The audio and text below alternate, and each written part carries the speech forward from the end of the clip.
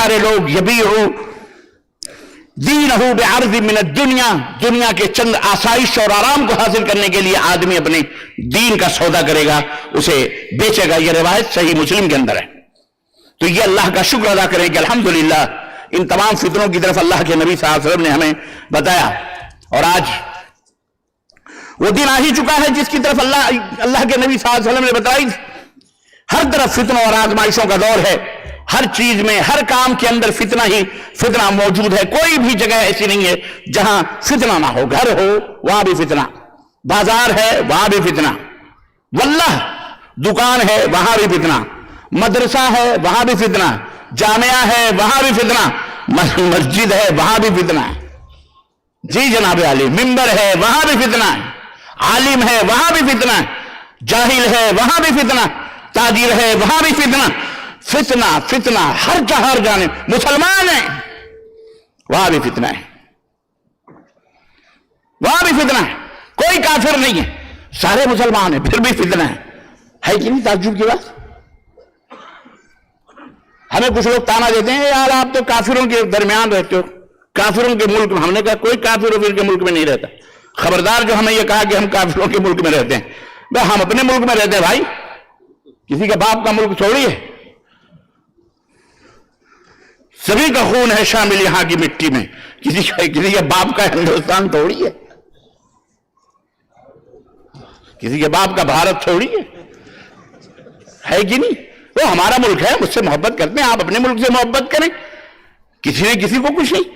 جو کوئی نہ کہے یہ فلانے کا ملک، ہم کیوں کہیں؟ ہمارا ملک ہے، اس کے ذرے ذرے پر ہمارے بزرگوں کے خون کے دھبے موجود ہیں آج بھی۔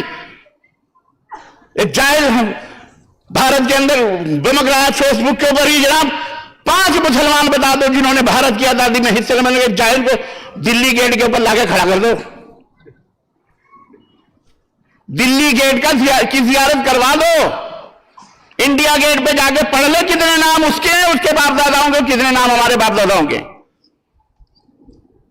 70% ہمارے نام موجود ہیں وہاں مسلمانوں کے، انڈیا کو آزاد کرانے میں، بھارت کو آزاد کرانے میں کتنے، اور اس کے جو باقی بچے ہیں اس میں بھی دوسرے اور قوم ملتیں ہیں، اس میں بدھسٹ بھی ہیں، اس میں جین بھی ہیں، اس میں سکھ بھی، اس کا تو نکلے گا بھی نہیں شاید۔ یہ لوگ تو پاپوشی کرتے تھے، انگریزوں کے جاسوس سے مخبر تھے، یہ ان کے مافیا مان کر کے روٹیاں سینکتے تھے اپنے خبیث لوگ۔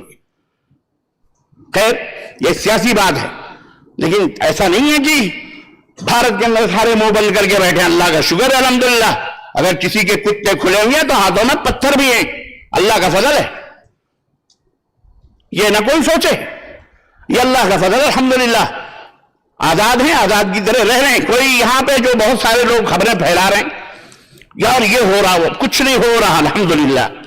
دعوت کا میدان صاف ہے، واضح ہے، آپ بولیں تھڑیں ڈنکے کی چوٹ پر بولیں، حق بیان کریں، انشاءاللہ آپ کو کا بال بھی بیکا کرنے والا کوئی انشاءاللہ۔ اور ابتلا آزمائش تو کس کے ساتھ نہیں آتی ہے، مصلحتوں کے شکار نہ ہو۔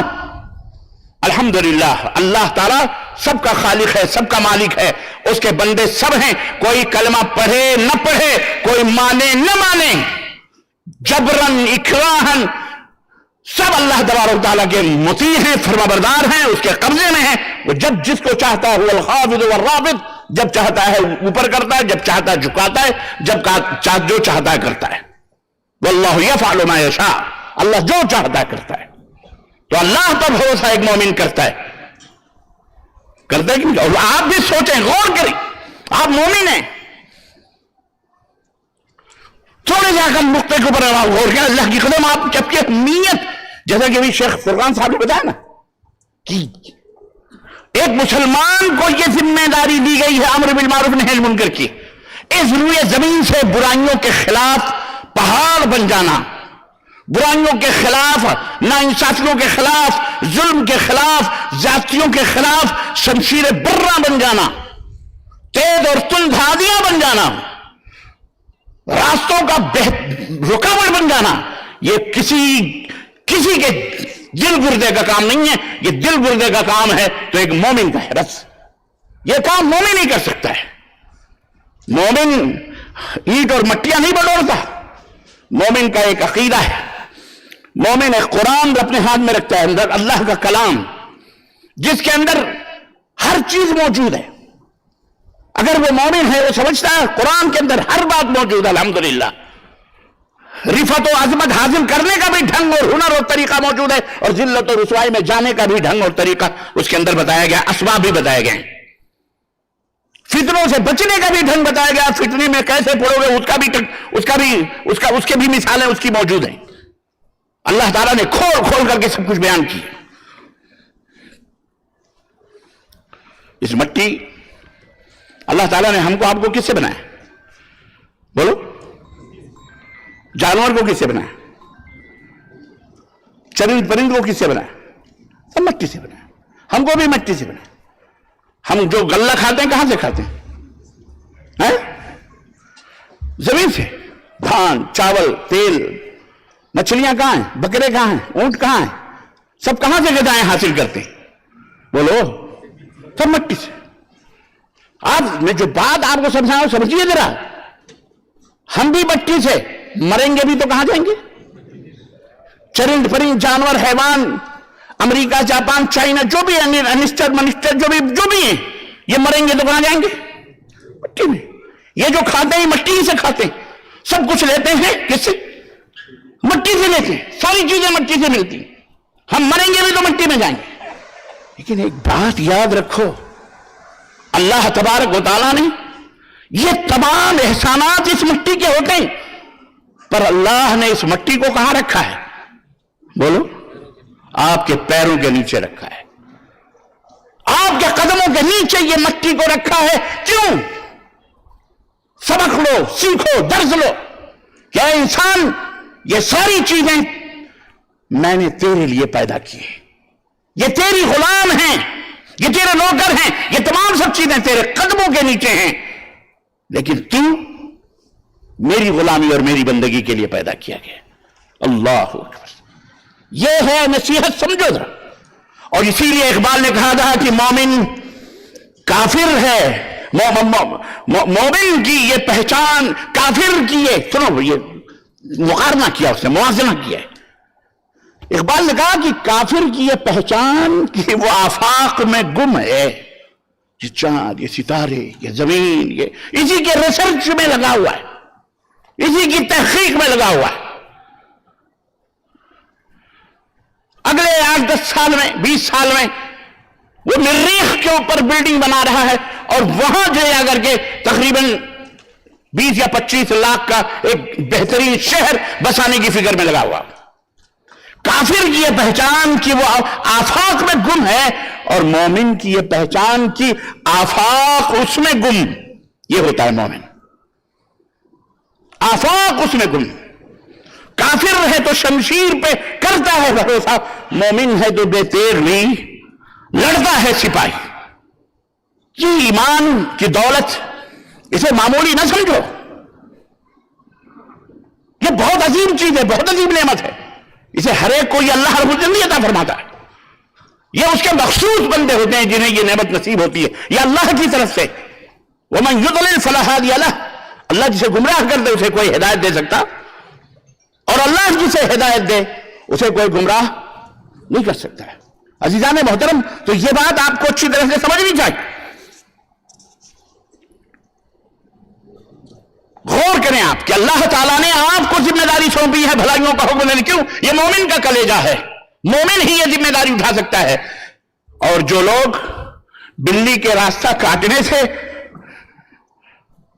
خطرہ محسوس کرتے, پتے کے ہلنے سے ہی اپنے آپ کو یہ سمجھ بیٹھتے ہیں کہ صاحب اب کچھ نہ کچھ گڑبڑ ہونے والی ہے, ان کا اسلام میں کوئی حصہ ہوتا نہیں ہے. ان کو ایسے بزدلوں کو تو ڈوب کے مر جانا چاہیے تلوبت پانی میں, جو کوے کی آواز سے فال نکالتے ہیں, جو بلی کے راستہ کاٹنے سے ڈر جاتے ہیں, جو کڑے دھاگے اور مردہ چیزوں سے جو جا کر کے مدد طلب کرتے ہیں خبیث, اللہ انہیں ہدایت عطا فرمائے. یہ بیماری وہ بیماری نہ ہو جائے. تعویذ, گنڈے, پلیتے کمر میں, پیروں میں. آج کل تو سائیکل چلا ہوا, ویسے بھی مردوں کے پجامے ٹخنے سے اوپر, آج کل عورتوں نے اپنے ٹخنے, اپنے پجامے ٹخنوں کے اوپر نہیں پڈلیوں کے اوپر رکھے ہوئے ہیں, تاکہ وہ کالا دھاگا جو ایک پیر میں باندھتے ہیں وہ دکھے. آپ دیکھیے بہت سارے مسلمان, ہندو تو خیر, غیر مسلم تو غیر مسلم ہیں, मुसलमान लड़कियां बाकायदे काले धागे बांध करके चलती हैं, मर्द भी चलते। तो जिनके ईमान और अकीदे का आलम यह है कि धागे से वो डरते हैं, वो धागा जिसको न जाने किसने चमार ने बनाया, चोहरे ने किसने बनाया, अल्लाह ही बेहतर जाने, उसमें शिवा समझते हैं। उनके ईमान का कोई वो नहीं है हिस्सा। ये अल्हम्दुलिल्लाह वो लोग मोमिन जो वाकई अल्लाह तबारक व तआला के ऊपर तवक्कुल और भरोसा करते हैं और इन तमाम फितनों से दूर रहते हैं, जो ईमान के फितने, अकीदे के फितने, अल्लाह तबारक व तआला उन्हें ये दौलत और उन्हें ये सरदारी और उन्हें ये नेमत अता फरमाता है। नबी कायनात सल्लल्लाहु अलैहि वसल्लम ने फरमाया था कि वतज़हरुल फितन, हर चार जानिब फितने ही फितने पैदा होंगे, उनका ज़ुहूर होगा। इतना ही नहीं बल्कि नबी कायनात ने फरमाया कि घर घर में फितने होंगे, हर घर में फितना होगा। आप सल्लल्लाहु अलैहि वसल्लम का फरमान उसामा बिन ज़ैद बयान करते हैं कि नबी करीम सल्लल्लाहु अलैहि वसल्लम एक दफा मदीने के महल्लात की छतों पे चढ़े। उस जमाने में भी महल्लात बने होते थे, फर्स्ट फ्लोर सेकंड फ्लोर आप बना दो, उस जमाने में एक दो फ्लोर रहे होंगे। चढ़े और आपने झांका, एक ऊपर से देखा और सहाबे कराम से सवाल किया कि क्या तुम वो कुछ देख रहे हो जो मैं देख रहा हूं? तो सहाबे कराम ने कहा अल्लाह के नबी हमें तो कुछ नजर नहीं आ रहा, आप क्या देख रहे हैं? तो आप सल्लल्लाहु अलैहि वसल्लम ने फरमाया कि फइन्नी लअरल फितन तक़अ खिलाल बुयूतिकुम कवक़इल मतरी, रवाहुल बुखारी, कि मैं ऐसे फितने देख रहा हूं, ऐसे फितने देख रहा हूं जो तुम्हारे घरों में जिस तरह बारिश बरसती है, बारिश के कतरात तुम्हारे घरों की छतों पर गिरते हैं और छतों में नीचे पानी बरसता है, ऐसे ही मैं फितनों की बारिश तुम्हारे घरों में देख रहा हूं उस जमाने में। अल्लाह अकबर। यह हदीस सही बुखारी की। और इतना ही नहीं कि आज फितने हैं, कल खत्म हो जाएंगे, परसों खत्म हो जाएंगे। यह कयामत तक मुसलमानों के लिए हर घर में, हर दर में, हर जगह ये फितने मौजूद होंगे। जैसा कि खुद नबी करीम सल्लल्लाहु अलैहि वसल्लम ने फरमाया कि फितनतुर रजुली फी अहलिही व मालिही व जारिही, कि आदमी हमेशा फितने में, अपने घर में है तो भी फितना, अपने मालो दौलत बिजनेस में है उसमें भी उसके लिए फितना, उसकी आल औलाद भी फितना, और अब उसका पड़ोसी भी फितना। यह भी सही बुखारी की रिवायत है। अब आपके दिमाग में ये सोचते होंगे साहब ये फितना जो है, ये फितना इसका माना और मतलब क्या है? जरा मुख्तसर ये भी मैं आपको बता दूं। फितने का माना है मफहूम और उसका लफ्जी माना है इम्तिहान और आजमाइश। हम उर्दू वाला फितना तो वो सोचते हैं ना, फितना, उर्दू वाला फितना क्या है? उर्दू में बहुत बड़ा फितीन आदमी है, मतलब एक बहुत बड़ा बदमाश आदमी है कि नहीं? फितने हर जगह झगड़ा फितना लगाता है, तो उर्दू वाला वो माना है। लेकिन अरबी में फितना किसको कहते हैं? वैसे कुरान करीम का अगर आप मुताला करेंगे तो तकरीबन फितने के 15 मानी, 15 मानों में फितना अल्लाह तबारक ताला ने जिक्र किया, लफ्ज़ फितना इस्तेमाल किया 15 मानों में। बहरहाल वो तफसीलात में मैं नहीं जाना चाहता। जो अमूमी तौर पर फितना बोल करके अरबों में अरब लेते हैं, आज मैं आपकी खिदमत वो फितना बयान कर रहा हूं। आजमाइश, इम्तिहान, औलाद भी इम्तिहान है और बीवी भी आजमाइश है, माल भी आजमाइश है, पड़ोसी भी आजमाइश है, हर जगह आजमाइश ही आजमाइश है एक मोमिन के लिए। और इस्तिलाही माने में इमाम जुरजानी रहमतुल्लाह अलैह बयान करते हैं कि फितना हर उस चीज को कहते हैं जिसके जरिए इंसान की अच्छी या बुरी हालत पहचानी जाए। ये इंसान अच्छा है या बुरा है, उसके लिए जो चीज इख्तियार की जाती है उसे फितना कहा जाता है, और जाहिर है उसी को इम्तिहान कहा जाता है, उसी को आजमाइश कहा जाता है। और इमाम रागिब अस्फहानी बयान करते हैं फितने के ताल्लुक से कि हर वो चीज जिसके जरिए इंसान की अच्छी या बुरी हालत वाज़ेह हो उसको फितना कहा जाता है। इमाम मुनावी हैं, वो फरमाते हैं कि फितने से मुराद वो मामला है जो इंसान के बातनी उमूर को जाहिर कर दे, अंदर क्या उसके, जाहिर तो बड़ा अच्छा लग रहा है वो, लेकिन उसके अंदर क्या है वो आजमाइश के जरिए से वाज़ेह हो जाता है कि ये अंदर इसके ईमान है कि नहीं है, अच्छाई है या बुराई है, वो सारे के सारा आजमाइश में, इम्तिहान में आदमी उगल देता है, वाज़ेह हो जाता है। अब एक तो ये माना हुआ फितने का, इसका मकसद क्या है, ये आखिर अल्लाह ताला ने ये फितने रखे क्यों हैं, वजह क्या है, सबब क्या है, उसके मकासद दो हैं। फितनों के मकासद कुरान करीम में जब आप मुताला करेंगे तो दो आपको मिलेंगे। एक तो यह है कि अल्लाह तबारक व तआला का अज़ल से यह दस्तूर रहा है कि कभी मसाइब, कभी दुख, कभी आलाम, कभी परेशानी दुनिया के अंदर पैदा करके, या कभी फरावानी, कभी ज्यादती, कभी खुशी, कभी मसरत के अंदर आपको ज्यादती करके, ये दोनों तरीके से अल्लाह तबारक व तआला आदमी को आजमाता है।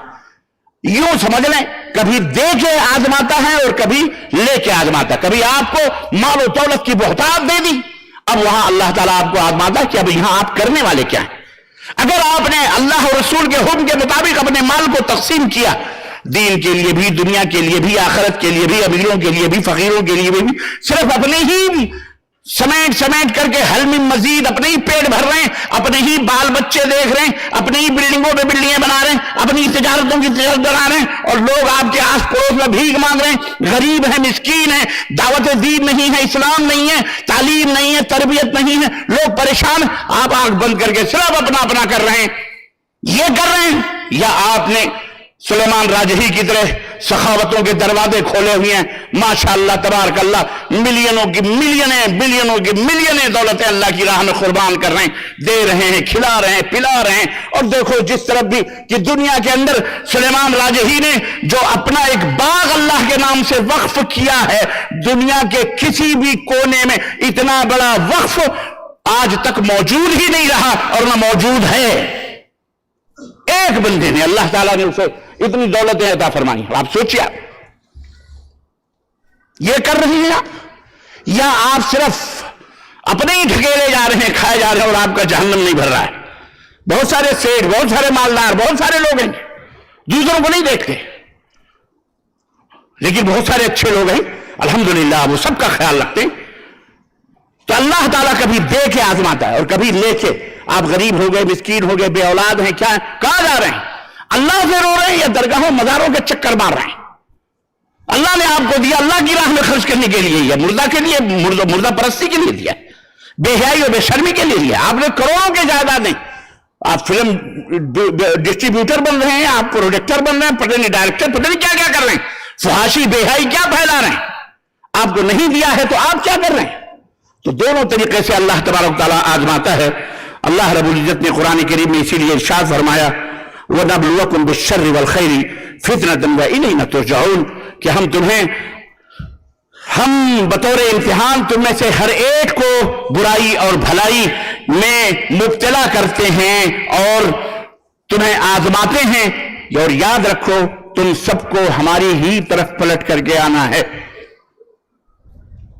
मतलब एक दिन तुम्हें मरना है और हमारे सामने तुम्हें हाजिर होना है। तो यह है सबब कि आप करेंगे क्या। अगर दौलत दे दी तो क्या करेंगे, आजमाइश के, और अगर नहीं दी तो क्या करेंगे। और एक सबब, एक मकसद अल्लाह ताला का होता है अच्छे और बुरों के दरमियान तमीज करने का, कितने अच्छे हैं कितने बुरे हैं, आजमाता है अल्लाह ताला। लैला जब तक मजनू की जब तक बेनकाब बैठी रहती है, कोई तलब नहीं करती, कोई मांग नहीं करती, तब तक तो सारे मजनू बैठे रहते, खड़े रहते, माशाअल्लाह हम भी मजनू हो गए, हम भी मजनू। और लैला ने जैसे ही छुरी भेजी और सरपोश के अंदर, बर्तन के अंदर की जाके जो मेरा मजनू है उसे कहो कि अपने दिल का टुकड़ा दे दे, या जिस्म का एक टुकड़ा काट करके गोश्त दे दे। वो नौकरानी जब बाहर निकली दरवाजे के तो सारे खड़े, हम मजनू। कहा लैला ने तुम्हारे जिस्म का गोश्त का एक टुकड़ा मांगा, जो उसका मजनू है वो सामने आए। तो कोई बगलें झांकने लगा, कोई जूते सही करने लगा, कोई सर खुजलाने लगा, कोई कान खोदने लगा, और धीरे धीरे धीरे धीरे पूरी पब्लिक चली गई। पता चला कि दूर दराज मजनू बैठा था। वो जब देखा मैदान खाली का, तू कौन है इधर आ। वो आया, कहा ہاں میں ہوں مجنو میں ہوں. اس نے کہا اچھا تو پیچھے کہا لوگوں نے دھکے دے کے پیچھے کر دیا تھا, وہ سارے مجنو بننے کے چکر میں ملے گا کچھ. اور جب آئے کہا کیا ہے, کہا لیلا نے یہ مانگا ہے. کہا لیلا سے پوچھو جسم کا کون کون سا حصہ اس نے مانگا ہے. نوکرانی پلٹی تو کہا رک, میں جسم کے ایک ایک حصے کا ٹکڑا اسے بھیجتا ہوں ہدیے کے طور پر. اس سے ہم یہ بھی سننا گوارا نہیں کرتے کہ وہ ہمارے جسم کے کس کس حصے. یہ ہے محبت. تو اللہ تبارک تعالیٰ آزمائش کے لیے حسب الناس ان یترکوا ان یقولوا آمنا وهم لا یفتنون, کیا لوگوں نے یہ سوچ رکھا کہ لا الہ الا اللہ کہہ لیں گے اور انہیں آزمایا نہیں جائے گا, چھوڑ دیے جائیں گے ایسے ہی, لا الہ الا اللہ کہہ لیں گے بس ختم بیڑا پار, انہیں آزمایا نہیں جائے گا؟ کیا لوگوں نے یہ سوچ رکھا ہے؟ وَلَقَدْ فَتَنَّا الَّذِينَ مِنْ قَبْلِهِمْ فَلَيَعْلَمَنَّ اللَّهُ الَّذِينَ صَدَقُوا وَلَيَعْلَمَنَّ الْكَاذِبِينَ. اللہ نے فرمایا اس سے پہلے بھی بہت سارے دعوے دار بنے تھے, ہم آزماتے ہیں ان کو, ہم آزمائیں گے تاکہ سچے کون ہیں اور جھوٹے کون ہیں ان دونوں کے درمیان ہم فرق کر سکیں. تو آزمائش کے یہ دو اسباب اللہ تبارک تعالیٰ نے رکھے ہیں.